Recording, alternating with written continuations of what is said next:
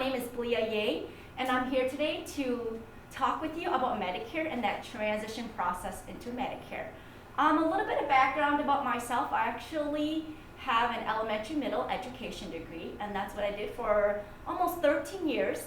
I taught right in the Eau Claire School District, and then when my husband and I had a third daughter, we discovered there were some different needs, and our family had to make some adjustments, and I had to resign from teaching to take care of our family at that time. So I wanted to return to teaching, and I've been blessed to be able to do that through Medicare. And so I get to do what I do, teach on Medicare, and I get to work with people just like I always had when I was a teacher. And so I enjoy doing what I do. I live right in the Eau Claire community with my husband and 3 girls. And so welcome to the seminar. I'm going to go over a lot of different concepts, but hopefully I will streamline it so that it makes sense to you. And then if you have any questions, you can call me, 715-379-3435. You can also email me at bliayang.ins@gmail.com. So let me go over a little bit about what I do. Okay, when someone transitions into Medicare, there's a lot we look at. There's a health component, okay, there's a life component, and there's a retirement component. And when we break it down, I'll just show you all the different things we go over. So when we talk about health, I focus a lot on the Medicare supplement. And that's what this presentation is about. We're really going to be focusing on that transition into Medicare and how Medicare works.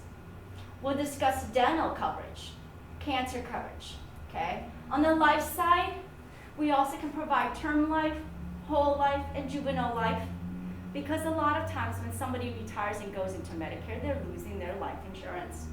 We also talk about retirement options with safe money alternatives to stocks, bonds, and mutual funds, because again, when someone retires, many times they have to just decide what they're going to do about their retirement assets.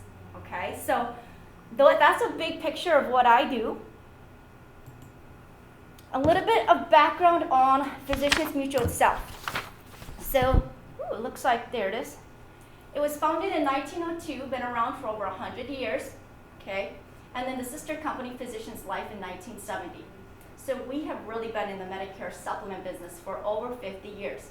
We're not publicly owned or traded. It's our customers' needs that come first, okay? If you like to look at ratings like I do, we have ratings from A and M Best, Weiss ratings, and so the company has a history of being able to pay its claims, continues to do that today, and will continue to do that in the future. So very reliable company, and been around for many, many years. I actually have clients whose parents had Physicians Mutual up until they passed away, and so that's how some of my clients heard about the company as well. All right, so if we go here, again, a little bit of just overview of what I'm going to focus on. What happens when someone transitions into Medicare? What does that look like?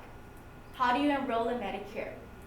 What are the different parts of Medicare? We hear a lot about ABCDs, so we'll go over that. How will you pay for health care when you're retired? What are your different options? Okay, it's important to remember that I'm going over a variety of options, but I really recommend you talk with an agent one-on-one about your specific situation, because the options I'm sharing here are just a wide variety of common options. And depending on a person's specific situation, you want to know, options available to you for your specific needs. So Medicare, it's a federal health insurance program for seniors and other individuals with certain medical conditions and disabilities. So a lot of times somebody will go on Medicare when they're 65. That's the common time frame. Now, if they qualify, depending on the medical conditions and disabilities, they may go on it earlier, before 65. It's not Medicaid. Medicaid is a federal state health insurance program for people with limited resources. Okay, so these are 2 different things, but they sound very similar. So we're focusing on Medicare today, okay? If someone thinks that they'll qualify for Medicaid based on their limited resources, we have a wonderful resource right in town with the Aging and Disability Resource Center, or ADRC over by the county courthouse. And usually they are very helpful. I've sent clients to them who think they might qualify for some additional assistance based on their limited resources. Okay? So Medicare, created way back in 1965, run by Centers for Medicare and Medicaid Services. That's what CMS is.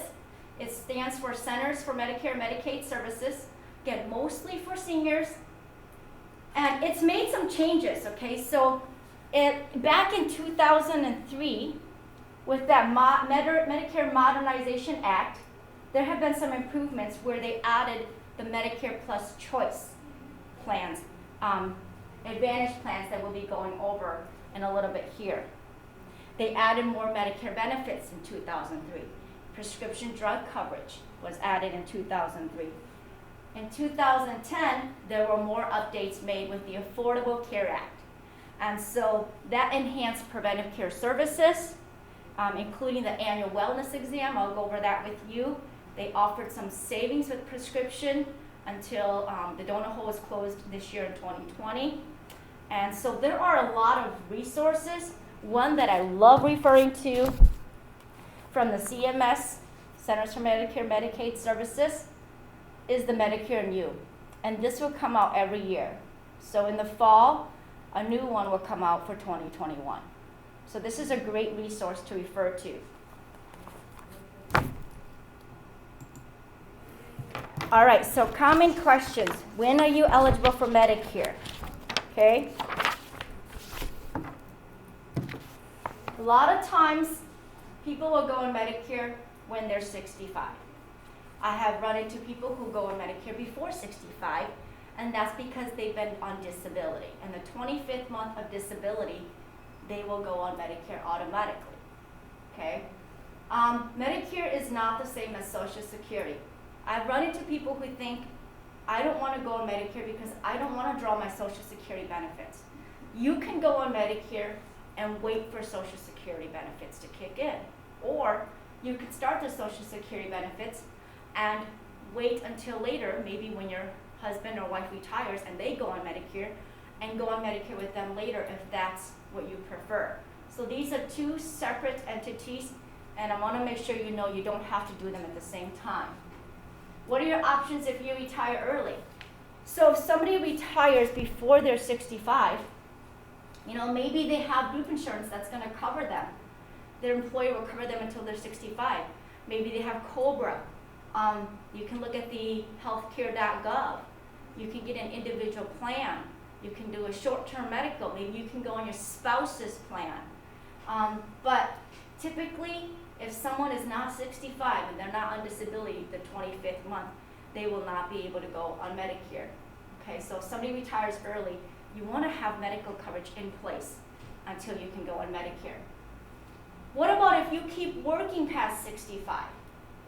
As long as you're covered with your group insurance, it's great, or your spouse is able to cover you through their group insurance, you can keep that coverage until later on you retire or your spouse retires and then you go on Medicare. But again, you want to make sure you have credible coverage until you go on Medicare. And credible coverage usually is like group insurance, an employer through you or your spouse.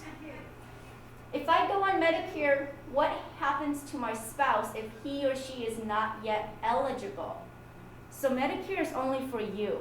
If your spouse is not eligible, he or she is going to have to find their own coverage, again, through maybe short-term medical, COBRA, healthcare.gov, an employer plan if they have one that's available, they can get on their own, or an individual plan. But they can't go on Medicare with their spouse, okay? Okay, so signing up for Social Security benefits. Again, this is separate from Medicare. So there are a couple ways to apply. A common option right now, especially with the Social Security office closed to the public, the doors are closed, the lobby is closed to the public. So you can go online, okay, www.socialsecurity.gov or ssa.gov. By phone, You can call the local office in town, and then there's a variety of different things they'll let you know that you need. But just because you start benefits does not mean you have to start Medicare, and vice versa. Okay? And it's a good idea if you want to talk to a Social Security rep about, if I start collecting benefits at 65, how much will I get each month? What if I wait till I'm 66 in 2 months, full retirement age? And what if I wait after that? So if you can play with the calculator online, they have a calculator online, but if you really like the face-to-face conversation about that, then it's a good idea to call your local office.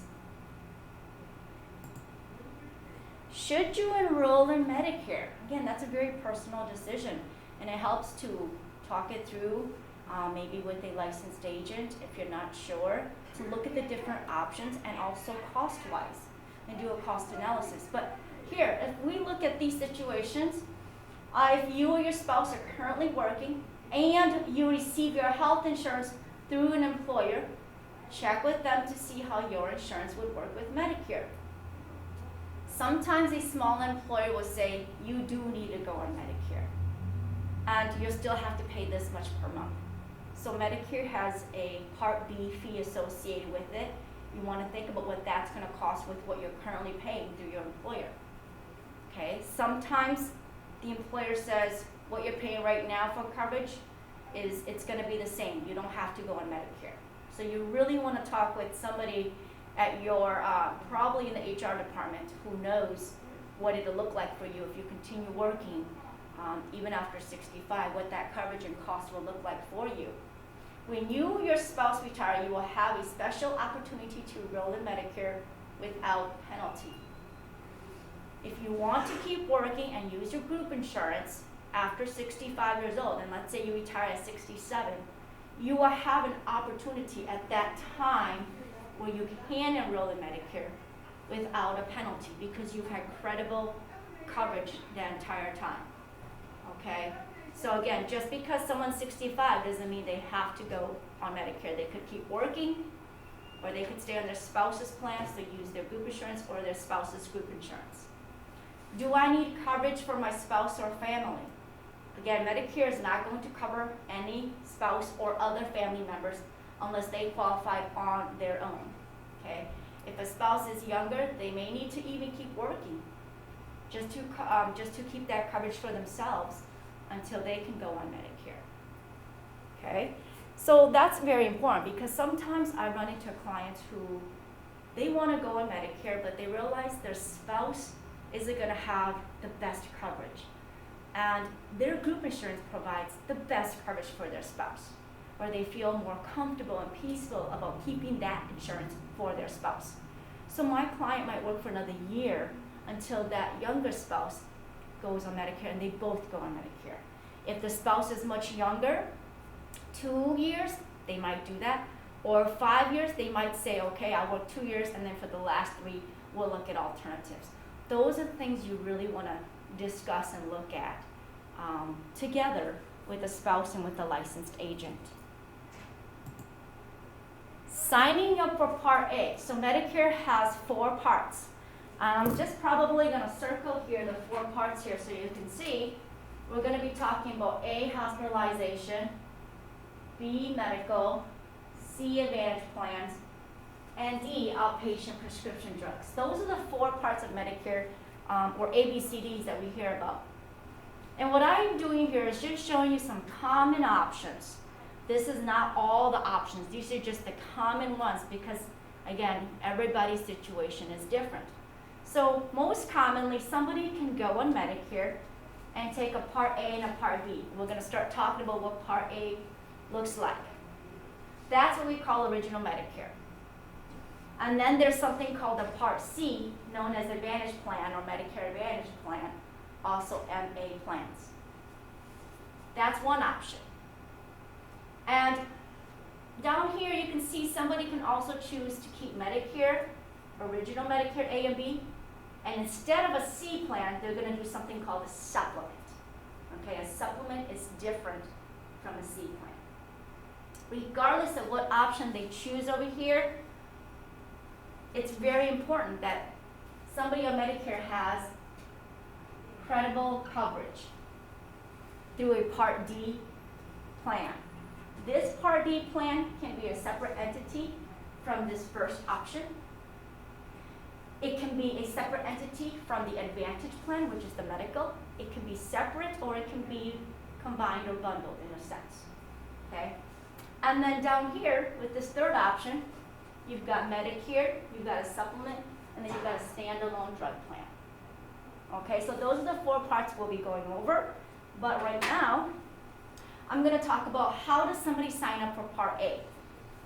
So normally, if someone is receiving Social Security benefits, when they're 65 years old, they're automatically enrolled. Most Medicare beneficiaries don't have a premium. So if someone has worked 10 full years in America and paid, that's 40 working credits, they don't have a monthly premium.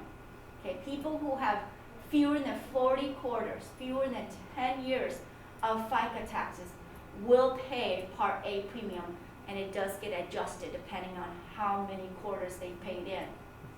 If someone doesn't buy the Part A when they're first eligible, they may have a higher premium. So it's very important for someone to look into that and talk with the Social Security office to see if they have met these requirements, if they're concerned about that. Everyone pays deductibles and co-pays when using Part A services. Okay? There are deductibles and co-pays that I'll go over with you regarding the Part A services. If you're not taking Social Security and you're 65 years old, you need to sign up for Part A by contacting your local Social Security office. Okay? So that's, I'd say when in doubt, call the local Social Security office to help you apply for A. A and B is, we're going to be going into B. So when in doubt, I would say the local office is a great resource for that. That way you know exactly what you're doing, you're abiding by the Medicare regulations. Different time frames to apply for the Part A. You can apply during what we call initial enrollment period, the 3 months before you're 65, the month of your 65th birthday, and the 3 months after you're 65 is the IEP. There's a general enrollment period too. And that time frame is going to run, we're going to be going over that a little bit specifically in the beginning of the year. That one, it's not going to start, it's usually going to run January 1st through March 31st, okay? So I would say again, when in doubt, call the local Social Security office. The special enrollment period really just applies to those who have group insurance. Okay, they're coming off the group insurance. They have a special enrollment period to apply for the Part A. And looking here, I would say the Part A, a lot of people will start that, even if they don't start the Part B. A lot of people, when they're first eligible, unless they're contributing to a health savings account, they will start the Part A because for many people it's premium free. Okay? It's the Part B that's not premium free. So the Part B is going to have a monthly premium associated with it. For someone who's drawing Social Security benefits, they automatically will be enrolled in Part B starting on the first day of the month they're 65. If their birthday is on the first of the month, it'll start the month prior. If somebody does not want Part B, let's say they're working, maybe their spouse is still working and they're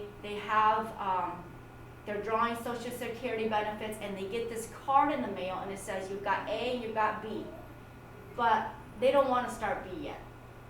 Okay, they can follow the instructions that come with the card and send it back. It's usually checking a box, signing it, and sending it back in the yellow envelope. So then that means they have a choice to refuse the B and just keep the A. And the B is for medical coverage. If somebody doesn't sign up for the Part B when they're first eligible, they can sign up during a general enrollment period. Again, that's going to run January 1st through March 31st each year, but it won't start right away. It would start July 1st. Okay? Special enrollment period. This is very common for somebody who's still working. They still had group insurance, and now they're coming off the group insurance, so they're retiring, and the group insurance is ending. In that situation, they're going to have a special enrollment period to go into Medicare. If they're 65 and older after they sign up for Medicare, okay, they have a 6-month Medigap open enrollment, which gives them a guaranteed right to buy a Medigap insurance policy. This is very important. When somebody is starting Part B Medicare for the first time, in the Part B here, we're going to go into detail. That's medical. When somebody adds that part for the first time, or they're starting Medicare for the first time, there's a 6-month window where they can get a supplement, guaranteed issue, no medical questions, okay? They cannot be denied. So that's what this bullet point is referring to, okay? And the Medigap is the same thing as a supplement, and those terms are used interchangeably. Part B premiums. I mentioned A is usually typically premium free if someone has worked 10 years, 40, that's 10 full years, 40 quarters. But Part B is going to have a premium that if someone is drawing Social Security benefits, it will automatically be deducted from their Social Security benefits. If they're not drawing benefits, they'll get billed quarterly. So the Part B premium is adjusted based on the beneficiary's earnings, and they'll go back 2 years prior, just so you know. And let's say so a lot of people will pay the $144.60. But if they're paying more, it's because it's adjusted based on their earnings 2 years prior. So for someone who's filing individually, $87,000 or less, gross income will be $144.60. A joint couple, $174,000 or less, will pay $144.60. If you notice you're paying more than that, you'll get a letter, or you can contact the Social Security about your Part B premium and why you're paying more. Although the letter would explain, but if you have more questions, I would contact the Social Security on that. Okay, so going a little bit more into the specifics, I've been talking about the ABCDs of Medicare. So here, as you can see, let's get into detail a little bit about what each part covers. A and B is original Medicare. When we refer to A, it's hospital insurance when you're admitted as an inpatient, okay? B is medical insurance, so that's majority of your doctor visits, office visits. C, as I mentioned over here, are Medicare Advantage plans. An Advantage plan is the same thing as a Medicare Advantage, known as MA plan, same thing as a Part C plan. Part D is for prescription drug coverage. So that's this part over here, outpatient prescription coverage. Okay, so there's a lot that Medicare will cover, but I'm going to go over all of this because it's not going to pay all of your healthcare expenses. There are co-insurance, co-payments, deductibles, and so let's kind of go into each part here. The healthcare system comprises of many different needs. Over here we've got chronic needs, final expense, non-medical, hospice, okay, nursing home, assisted living, adult daycare, home health care. We've got acute needs, doctor, dentist, pharmacy, lab work, outpatient, hospital, durable medical equipment. So in this healthcare pie, we want to think about what areas will Medicare help us cover. Under the Part A, when you're admitted as an inpatient, again, you've got the Medicare Part A coverage, but in 2020, there is a deductible of $1,408. If someone has Part A, they're hospitalized as an inpatient, they'll have a responsibility of $1,408 per benefit period, okay? And that is discussed in this great resource, the Wisconsin Guide to Health Insurance for People with Medicare. I have the 2019, the 2020. There's a website, oci.wi.gov. This is a great resource. But they talk about that deductible per benefit period. So a lot of people ask me, what is that benefit period? Okay. A benefit period begins the day you're admitted into the hospital, and it ends when you've been out of the hospital or nursing facility for 60 consecutive days. If you are readmitted within the 60 days, you are still in the same benefit period and would not pay another deductible. But that's important you understand that, because I get a lot of people who are surprised. This deductible can happen more than one time during the year. Okay? Because if they get discharged and 75 days later someone is admitted as an inpatient, that's outside of 60 consecutive days, and they will be subject to the 1,408 again, since it's a new benefit period. But once that benefit period deductible has been met, you can see Medicare will provide some coverage. I won't go into all the details, but as you can see, there is coverage for how many days someone is admitted.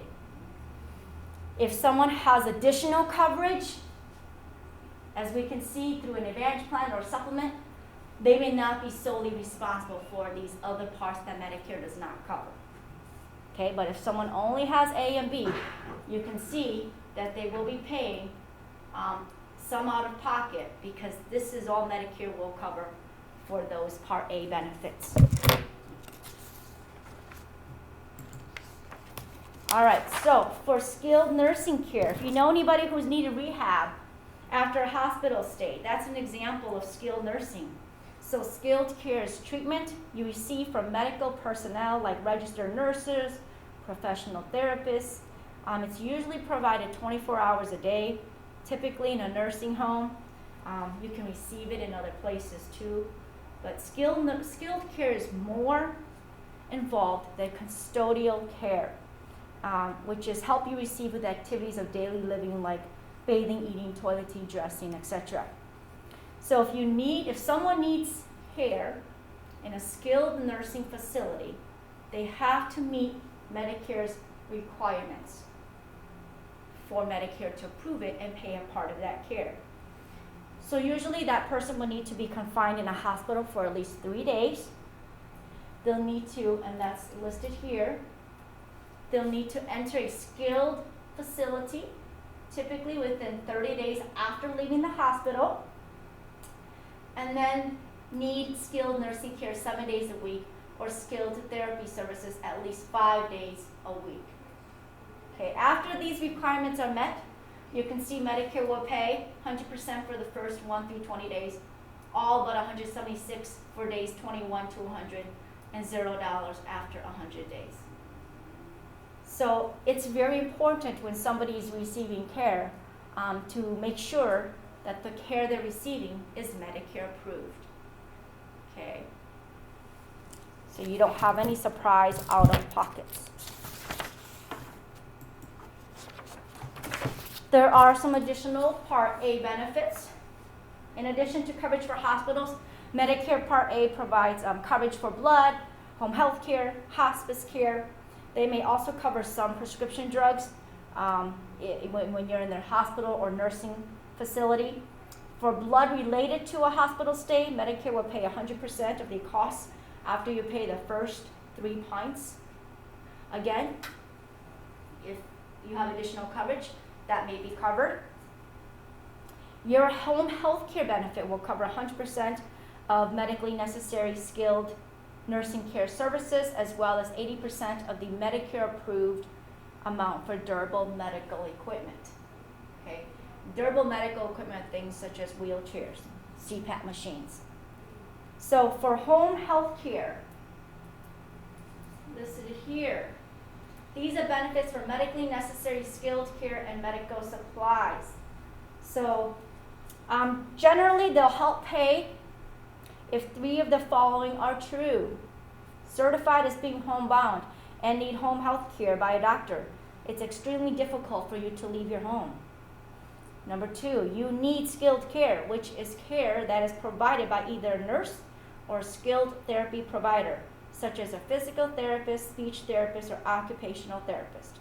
And your skilled care need must be intermittent, which means you need care no more than once per day. Or 3, you receive your care from a Medicare certified home health agency. Okay? For hospice care, this is benefits for inpatient respite care and related outpatient drugs. In order to receive hospice care and hospice benefits, that person would need to be certified as terminally ill by their doctor and have less than 6 months to live. Medicare will then pay about 95% of the approved expenses for inpatient respite care, and that means they'd have a co-payment of 5% for respite care as well as a co-payment of $5 for outpatient prescription drugs. Medicare will help pay for hospice care if they meet all of the following criteria. Obviously, they have to have the Part A benefit. The hospice or medical director and their doctor would have to certify they're terminally ill. Their life expectancy is 6 months or less. They sign a statement. The Medicare beneficiary would have to sign a statement electing to have Medicare pay for palliative care such as pain management rather than care to try to cure the condition. The terminal condition is documented in their medical record. They receive care from a Medicare certified hospice agency. Most hospice care services are provided in the home, but inpatient care is covered under specific circumstances. All of the complete details on this can be found on Medicare.gov. Okay, this is a great resource, but again, going online to Medicare.gov is another great resource as well.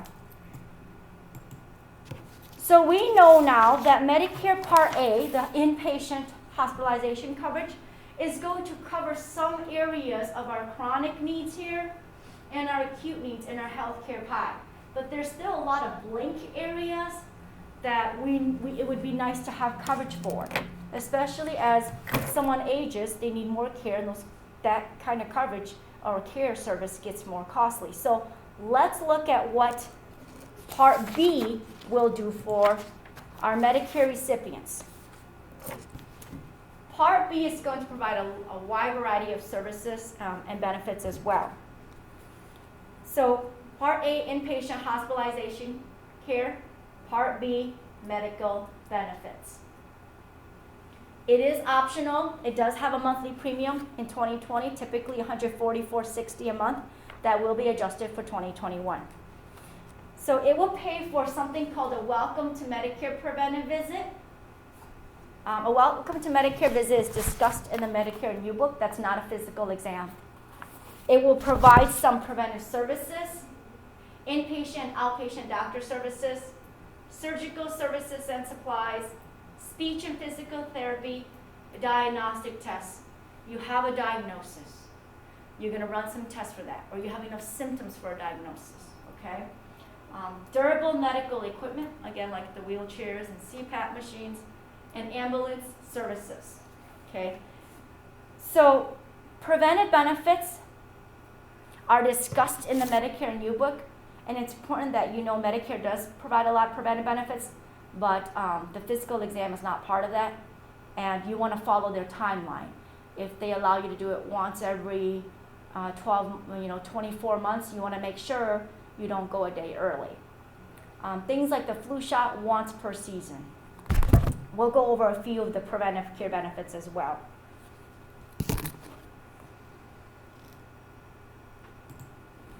So going over a few of the Part B preventive services. The Welcome to Medicare Preventive Visit. You get that one time when you first go on Medicare, Part B. It's a one-time review of your health. You receive education and counseling about preventive services.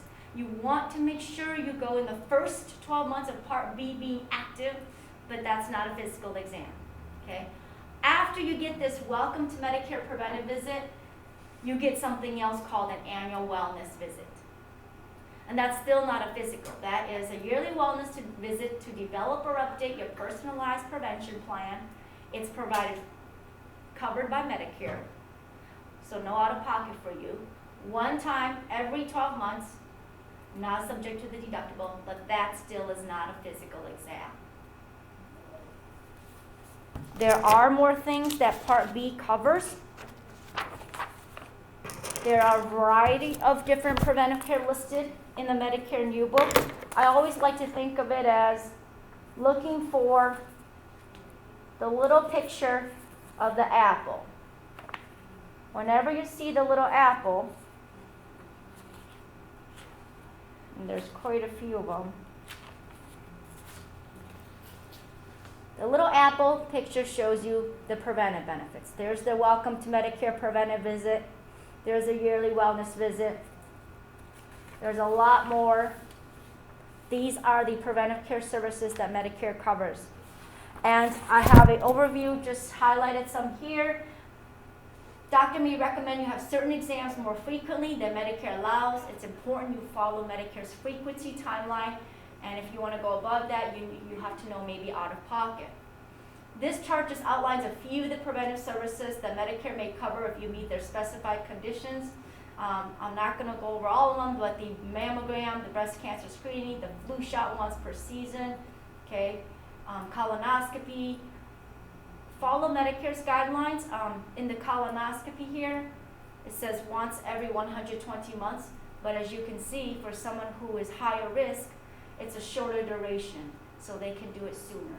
And it's important to check with the doctor to see if they follow or if they meet Medicare's guidelines to do it sooner.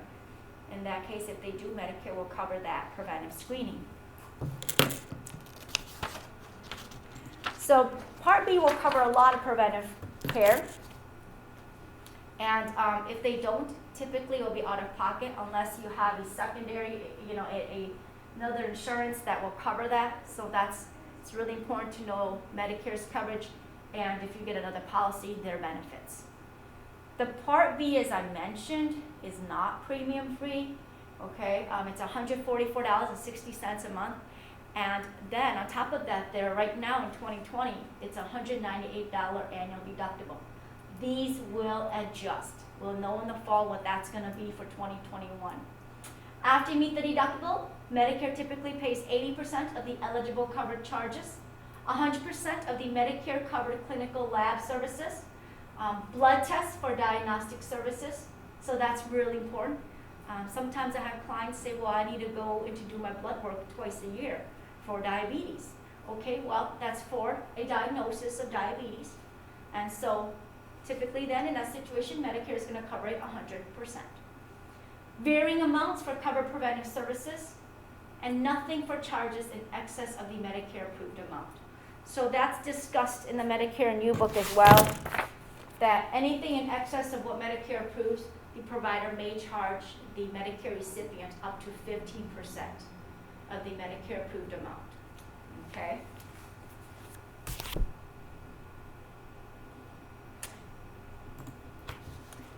Medicare A and B is not going to cover routine dental, vision, hearing, and foot care, long-term care like nursing home, alternative medicine, elective cosmetic surgery, personal care, health care outside of the U.S., prescription drugs, or non-medical expenses.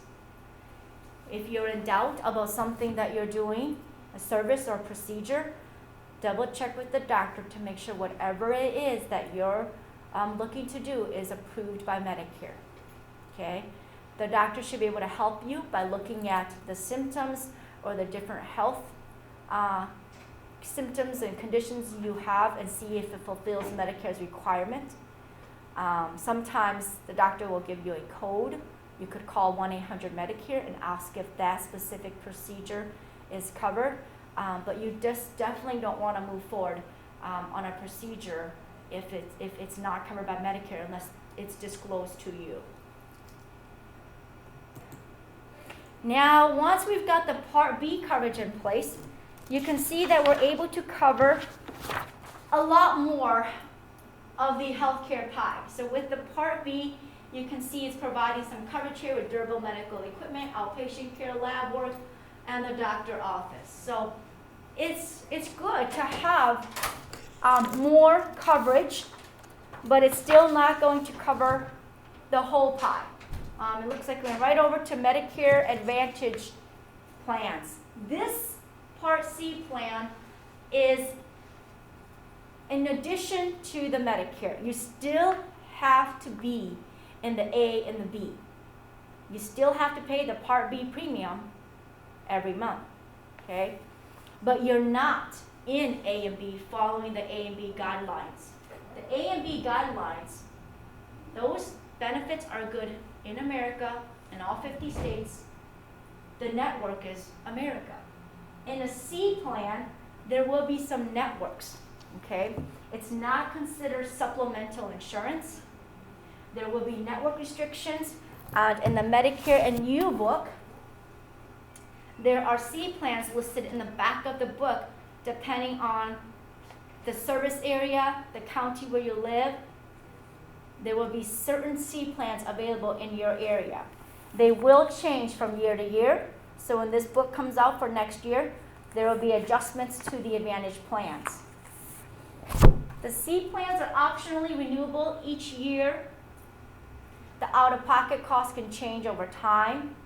Co-pays this year might be $25, next year it could be $30. It will adjust, and it's important to stay on top of that. So when somebody looks at getting a C plan, okay, let's say you're looking for a plan in the back of the book, and it's got varied monthly premiums. Usually the lesser the premium, the more you may have in out-of-pocket costs as you go. Co-pays, deductibles, and if it's a higher premium, you may see some lesser co-pays. But it's important to understand how that works and to know that that can adjust year after year. If there are some out-of-pocket costs, such as co-pays, deductibles, it's important to note that you cannot get a supplement to cover those. It's either going to be a C plan, an Advantage plan, or a supplement. Whichever option someone picks for a C plan or supplement, they always have to make sure they are still enrolled in Part A and B, Original Medicare. So, if you've heard of HMOs, PPOs, you'll probably be familiar with that. It's similar to a Medicare Advantage plan. You want to stay with the provider in the network, and if you go out of network, there will be additional charges or the service may not be covered.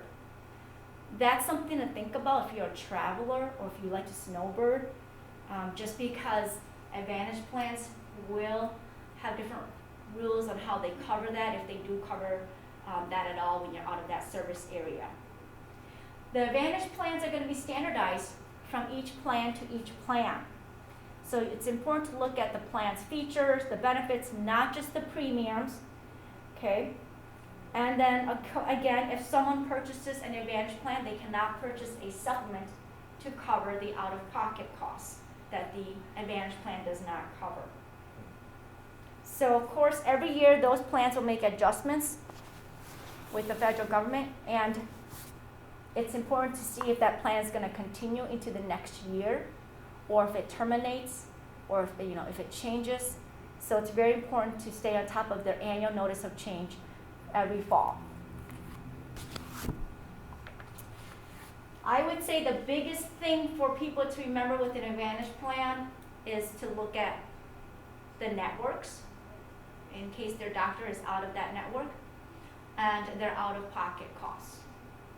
Those are the two things that most people kind of think about when they think of the Advantage plans, especially networks if they're travelers. The supplement, on the other hand, if somebody says, well, if I don't choose the Advantage plan and I choose a supplement, how does that work? So a supplement is different because when you purchase that plan, you can have that same coverage forever. It's not going to change every year when this book comes out, okay? And it's guaranteed renewable. The premium may adjust each year, just like the Advantage plan, but the coverage is not going to change on you. So here I like to think of it as, in an Advantage plan, your health It's going to change as you age.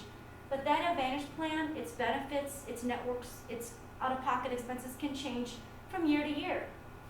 Here, in this third option, when someone chooses Medicare and a supplement, their health may change as their age, because we know that's going to happen as we age, but their supplement, that coverage is a constant. Their coverage is always going to stay the same because it's a guaranteed renewable policy between the insurance company and the policy owner. The premiums may change for either one over the years, but here the coverage won't. And then the supplement option, that coverage abides by Medicare. Where Medicare is good in all 50 states, the supplement is good. So if somebody purchases a supplement in Wisconsin and goes to Florida for 2 months out of the year, well, Medicare is good in Florida, so is the supplement. Okay? And so that's how that works. If I review just these options up here, if someone has Medicare A and B, that means Medicare will cover a portion. But whatever Medicare doesn't, it will fall on the Medicare recipients. It'll be out of pocket. It's important to have A and B for all the other options. A and B. In a C plan, you're working in an arrangement. Okay? This plan for 2020 is what it's going to do for 2020. But in 2021, when that plan makes adjustments for next year, in that agreement, that plan for 2021 is for 2021. It will adjust, but that agreement is for that calendar year. And that means, whatever the premium is, co-pays, deductibles, networks, that's good for that calendar year, and it will just slightly adjust. In this third option, if someone wants to keep original Medicare, here's what Medicare says it's going to do. Medicare is going to pay 80% of the knee surgery. Medicare approves the knee surgery. That's just an example. Okay, the supplement, depending on the plan you have, may cover all of it if you have that kind of plan. May cover all but a copay. Whatever coverage you pick for the supplement, you can own that coverage. You can have that same coverage forever unless you choose to change that policy or terminate it. For someone to start with the supplement, they can go back to an Advantage plan at open enrollment, and it'll start January 1. If someone has an Advantage plan at 65 and at 67 they decide they'd like to get a supplement, they will not be able to just go into supplement at any time, even at open enrollment, without following the company's guidelines. Typically, there's underwriting where they ask about height, weight, medical questions, medications. And so if someone does not qualify for the supplement based on underwriting, they can try to look for another supplement, they can look at another Advantage plan, or they may be staying with what they currently have. So it's not as much freedom to go from an Advantage plan to a supplement. But going from a supplement to an Advantage plan, open enrollment, is going to be much easier because they won't have that underwriting piece. Okay, so those are very different coverages. Again, whatever option someone chooses, it's important to have a standalone drug plan. And in fact, that's the part that we're going to go into right here. So Part D for outpatient prescription drugs is run by private insurance companies. They're approved by and contracted with Medicare. They are also listed on the back of the Medicare new book here.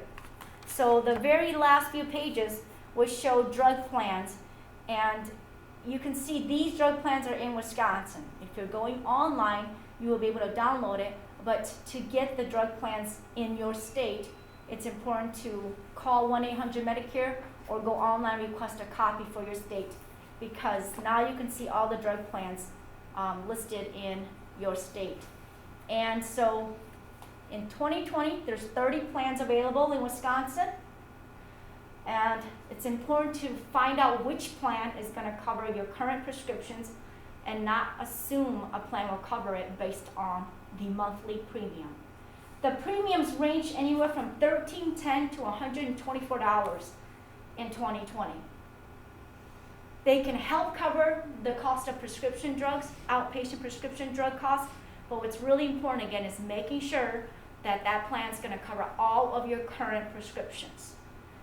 Each plan has its own formulary, its own list of drugs that it covers and how well it covers it.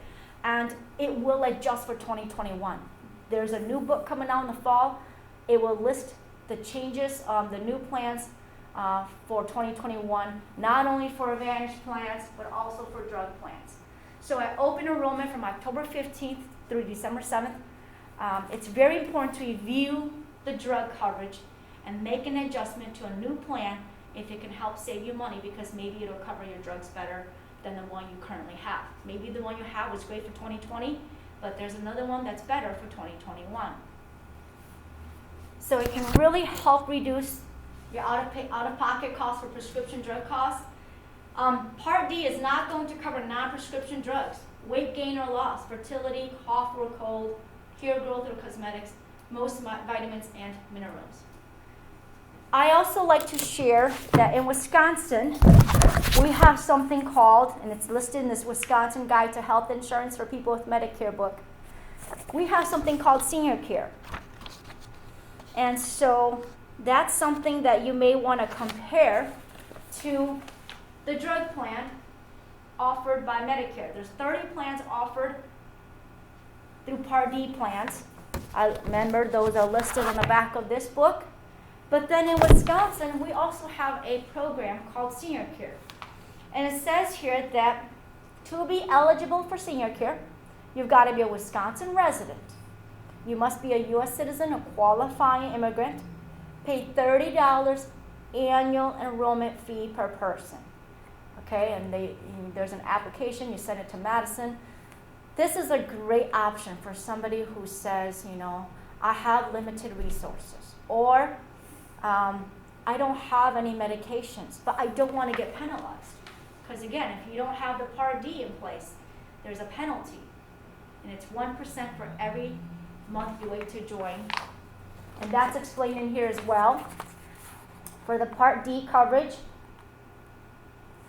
if someone decides to sign up after the eligible enrollment ends, currently the late enrollment penalty is equal to 1% of the national base premium, the base beneficiary premium, for every month they wait to enroll. So senior care is credible drug coverage. And this is a really viable option for some seniors.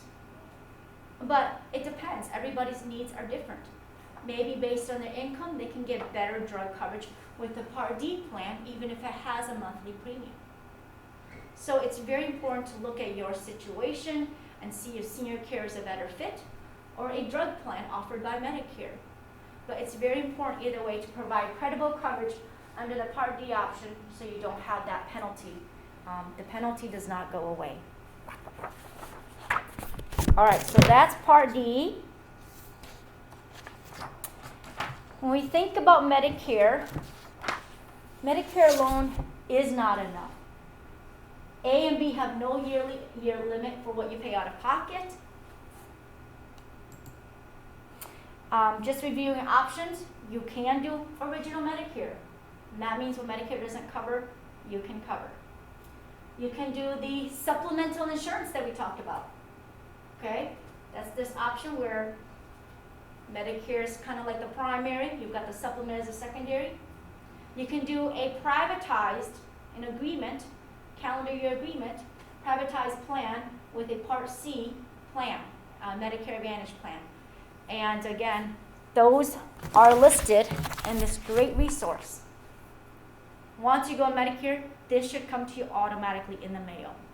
And they list all the C plans in the back. And then they list drug plans as well. So it's very important to personalize the drug plan because that's an area where you can really save a lot of money. Finding out which plan is going to cover your drugs the very best. And maybe which pharmacy you can get your prescriptions at for the most cost-effective price. So different options meet different needs. It's important to personalize your needs. If you're not sure about your different options or your rights, talk with a licensed agent who can help you. look at your situation. If you have questions, you can certainly call me. You can email me. Okay? This is my information, 715-379-3435. My email, bliayang.ins@gmail.com. And then a couple of resources that I refer to consistently throughout this presentation is the Medicare New Book from CMS, Centers for Medicare and Medicaid Services, and the Wisconsin Guide to Health Insurance for People with Medicare. They have a website, oci.wi.gov as well. And if you need this resource, you'd like me to mail you a copy, let me know by calling or emailing, and I'd be more than happy to do that. All right? Thank you so much. I hope you learned something new today and have a great day.